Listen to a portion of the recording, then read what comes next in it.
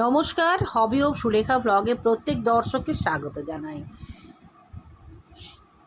Dress করে নাতি আর দিদুন রেডি হয়ে গাছেদের সঙ্গে দেখা করেই বেরিয়ে পড়েছিল। গন্তব্য ছিল বৌমার বাপের বাড়ি। মা ছিল না, দিদুনের সঙ্গেই সফরটা হয়েছিল পাক্কা দুদিনের।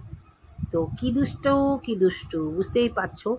হ্যাঁ, বৌমার সঙ্গে গেছিলাম বৌমার বাপের বাড়ি নাম সংকীর্তন শুনতে। তো এই হচ্ছে নাম সংকীর্তনের জায়গা। প্রথমে আমরা পৌঁছিয়েছিলাম মোটামুটি 3টের মধ্যেই, তারপরে 4টের পর আমরা রওনা দিয়েছিলাম যেখানে উৎসবটা হচ্ছিল রাধা গোবিন্দ। তো সেখানে পালা হচ্ছিল মহাভারতে দ্রৌপদীর বস্ত্রহরণ।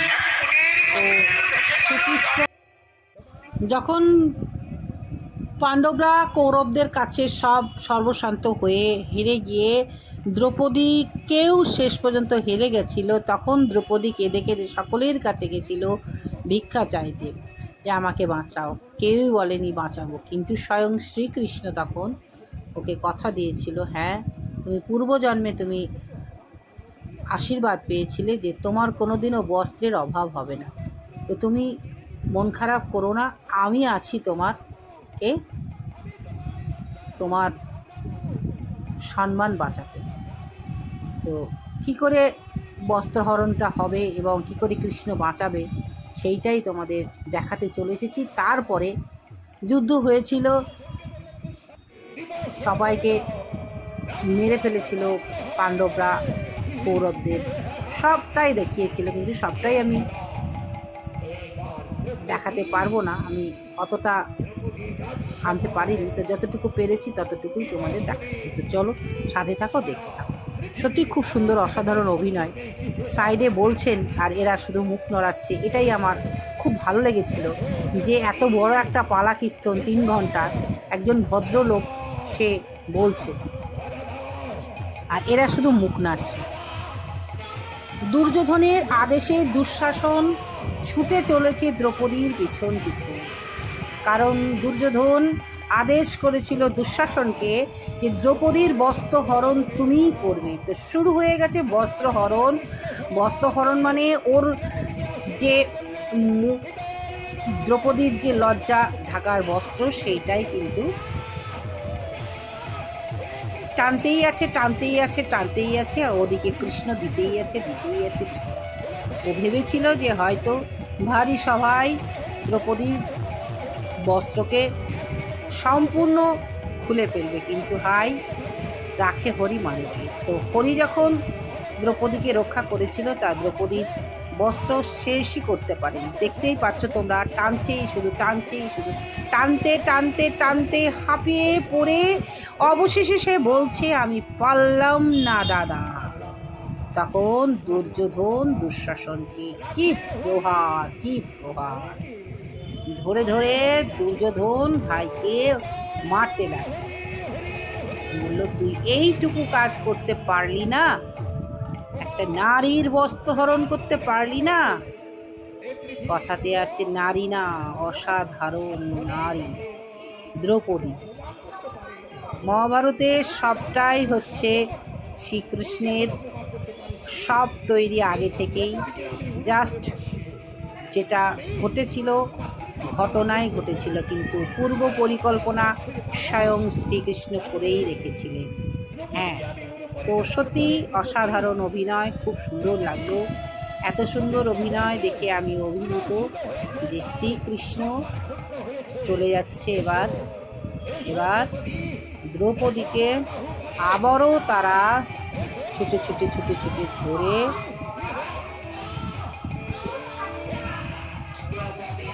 কিন্তু কিচ্ছু করার নেই, ভগবান তাকে রক্ষা করেছে। এই উঠে পড়েছে ভীম গদা নিয়ে দুর্যোধন আর দুঃশাসনকে আক্রমণ করেছে। পিছনে শকুনি মামা, সে ল্যাংচাতে পূর্ব সব পরিকল্পনাই ছিল শকুনি মামা চেয়েছিল যে এই কৌরব পাণ্ডব সব ধ্বংস হয়ে যাক। তার পাশা খেলার চালে পাশার গুটি উল্টিয়ে দিয়ে পাণ্ডবদের সর্বশান্ত করে শেষমেশ পাণ্ডবের 5টা ভাই তারা কী করলো, হস্তিনাপুর ত্যাগ করে চলে গেছে। তারপরে যুদ্ধ ঘোষণা হলো, যুদ্ধ করতে হবে। তো যুদ্ধ করতে যাবে কি যাবে না সেইটাই মনস্থির করতে পারছিল না স্বয়ং অর্জুন। সে ভাবছে কার সঙ্গে যুদ্ধ করব, সবই তো আমার ভাই। সে যতই ভাই ভাবুক না কেন, দুর্যোধন দুঃশাসন তো ভাবেনি, তারা তো শত্রু ভেবেই তাদের ওপর অত্যাচারটা করেছিল। স্বয়ং শ্রীকৃষ্ণের কাছে যায় অর্জুন, এবং তখন শ্রীকৃষ্ণ অর্জুনকে বোঝায় এই চলছে যুদ্ধ ভীমের সঙ্গে দুর্যোধন দুঃশাসন শকুনি মামা। ভীম ভীষণই রাগী। ভীমের প্রচণ্ড রাগ যে তোদের এত বড় সাহস, তোরা দ্রৌপদীর বস্ত্রকে হরণ করার চেষ্টা করিস। এই বলে দুর্যোধন দুঃশাসন আর শকুনি মামাকে ভীম গদা দিয়ে মারতে চায়। উল্টে ওরা 3 জন ভীমকে মারধর করার পর তারপরে পাণ্ডবেরা নিজেদের মধ্যে কান্নাকাটি করে সেই হস্তিনাপুর ত্যাগ করে। তারপরেই শুরু হয় যুদ্ধ।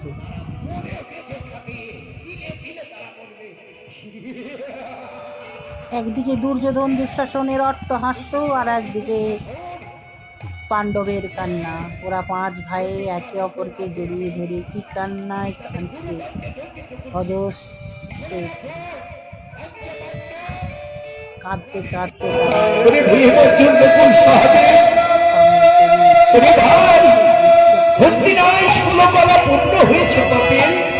পাপের ঘোড়া পূর্ণ হয়েছে, কেউ যাবেন না, বিলাস হলো অনেক আছে, সময় না হলে বিলাস শেষ হবে না। আপনারা যে এখানে বসেছিলেন আপনারা বসে থাকবেন, বিলাস এখনো অবস্থান করবে। কিভাবে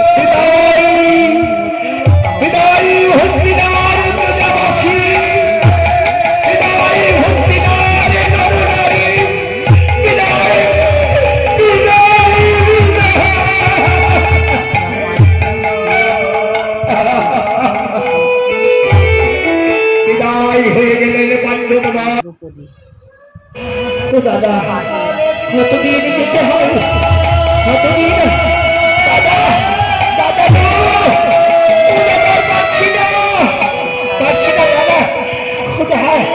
কৃষ্ণ ও দাদা আমাদেরকে একটা জল দাও না।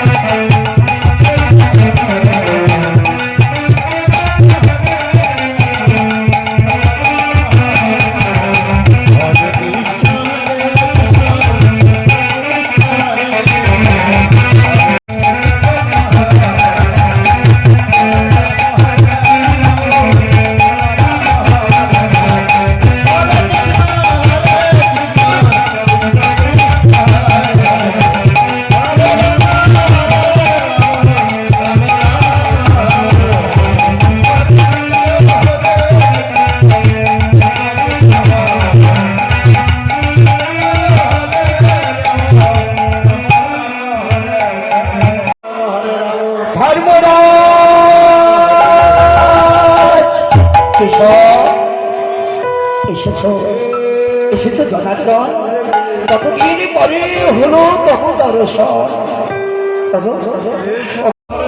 হে নররূপে নারায়ণ, তবে ভগবান, আজ আমি তোমার সেই সত্তা, তোমার সেই স্বরূপ আমি দর্শন করেছি। তোমার বিভৎস রূপ, তোমার এই অনন্ত রূপ আমি আর দর্শন করতে পারছি না।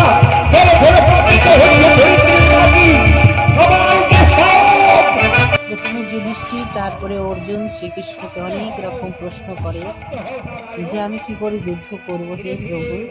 তখন শ্রীকৃষ্ণ বলে, আরে আগেই তো সব মেরে ফেলেছি, তুই জাস্ট যুদ্ধক্ষেত্রে যাবি আর বান ছড়বি, সবাইকে আমি মেরে ফেলেছি, তোর কোনো চিন্তা নেই, তোকে কাউকে মারতে হবে না, আগেই মরে আছে ওরা।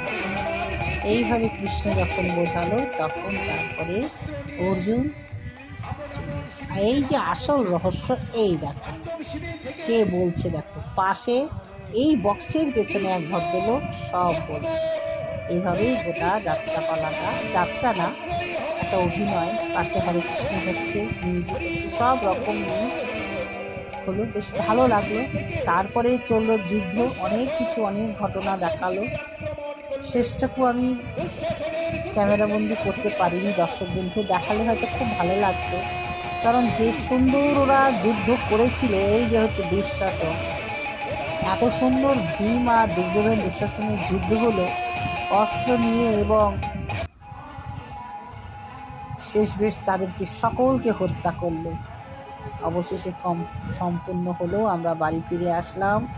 তারপরের দিন সকালে আবারও সেই গোষ্ঠ, নাতিকে নিয়ে মোটামুটি ওই 9টার দিকে চলে গেলাম। দুটো ঘর, একদিকে রাধা গোবিন্দ, এদিকে গোপাল, সব পুজোর জোগাড় হচ্ছে, পুজো হবে। আর এই কীর্তন হচ্ছে, গোষ্ঠ যেটাকে বলে সকালে হয়। এখানেও সেই শ্রীকৃষ্ণ রাধার সব গল্প। যাই হোক না কেন, কীর্তন মানেই হচ্ছে রাধা কৃষ্ণ প্রেম, যে লীলা হয়েছিল সেই লীলাকে কেন্দ্র করেই কিন্তু এই কীর্তনগুলো হয়। তো দর্শক বন্ধু, খুব ভালো লেগেছিল, এবং রাত্রে প্রায় 10,000 12,000 লোক খেয়েছিল, প্রচুর রান্না, তোমার তো দেখালাম রান্না হচ্ছিল। তো এই যে আয়োজন, ভীষণই ভালো লাগলো, একটা আলাদা অনুভূতি পেলাম।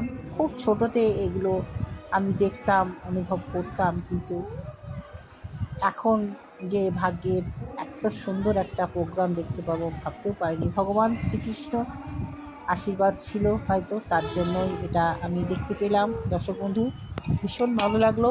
তোমাদের কেমন লাগলো মিষ্টি মিষ্টি কমেন্ট করবে, এবং হবি অফ সুলেখা ভ্লগ চ্যানেলটা মানেই হচ্ছে সুলেখার পারিবারিক অনুষ্ঠান নিয়েই। অবশ্যই তোমরা সাথে থাকবে, আর নতুন বন্ধুর প্রতি তো আবদার রইলই, চ্যানেলটাকে সাবস্ক্রাইব করে পাশে থাকবে। অবশ্যই তোমরা থাকলেও আমিই থাকবো। দেখতেই পাচ্ছ দূরে রান্না বান্না হচ্ছে, কত মানুষ এসেছে, সকলে মিলে একটা একত্রিত হওয়া এবং ঠাকুরের নাম শোনা, এ তো একটা আলাদা ভাগ্য। এ ভাগ্য সকলের হয় না। আজ আমার ভাগ্যে ছিল বলেই কিন্তু আমি যেতে পেরেছিলাম। দর্শক বন্ধু, ভীষণই ভালো লাগলো। তার সঙ্গে দাদু ভাইয়ের দুষ্টুমি কেমন লাগলো অবশ্যই জানাবে। আবারও ফিরে আসবো নতুন কিছু নিয়ে। সকলে খুব ভালো থেকো, সুস্থ থেকো। হ্যাঁ, আবারও বলবো, হবি অফ সুলেখা চ্যানেলের পাশে থেকো। টাটা।